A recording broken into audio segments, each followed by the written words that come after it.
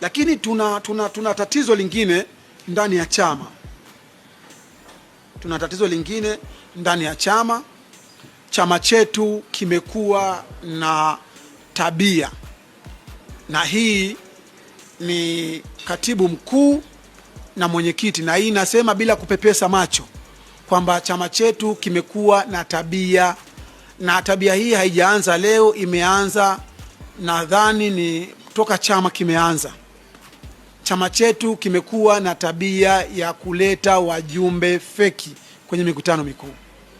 Ili si nasema bila kumwogopa yoyote, kwa sababu nina ushahidi wa 100% kwamba chama chetu kimekuwa kina tabia ya kuleta wajumbe, kinapeleka wajumbe feki kwenye mikutano yake ya halmashauri kuu na mkutano mkuu.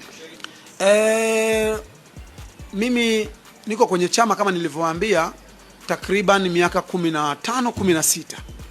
Yani toka chama kuanzishwa, na mimi yani chama kimeanzishwa miaka 2-3 baadaye mimi nikajiunga na chama. Kwa hiyo nakijua chama vizuri. Tumekuwa tunafanya mikutano mingi sana ya kikatiba, ya kisheria kama halmashauri kuu na mkutano mikuu.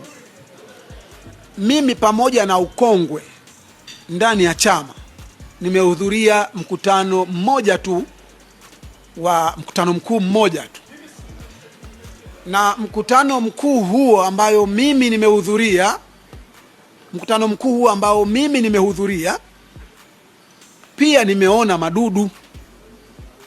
Natoa mfano, mimi kama mwenyekiti wa Arusha kwenye mkutano mkuu uliopita huu ambao ulikuwa ni mkutano mkuu maalum ambao tulikwenda kwa ajili ya kumchagua mgombea urais Zanzibar na mgombea urais wa Jamhuri ya Muungano, lakini pia tulikuwa tunajaza nafasi ya makamu mwenyekiti bara.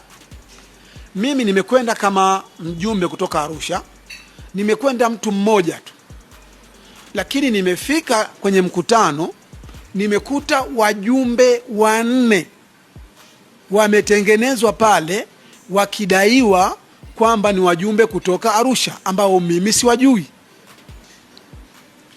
Lakini nimekagua lile daftari, ile karatasi ambayo tulikuwa tunajiorodhesha, nimekuta mkoa wa Kilimanjaro una wajumbe 5 kutoka mkoa wa Kilimanjaro. Na nyinyi mmemsikia mwenyekiti wa mkoa wa Kilimanjaro akisema toka yeye ameingia kwenye chama mwaka wa 6 hajawahi kuhudhuria mkutano mkuu hata mara moja. Lakini Kilimanjaro inaonekana ina watu kule. Hii inamaanisha nini? Inamaanisha kwamba wao wanakusanya watu, wanawavalisha t-shirt, wanawapa mikoa na kuwaambia kwamba nyinyi mtasema mmetoka mkoa fulani. Lakini ile halikutokea Arusha na Kilimanjaro.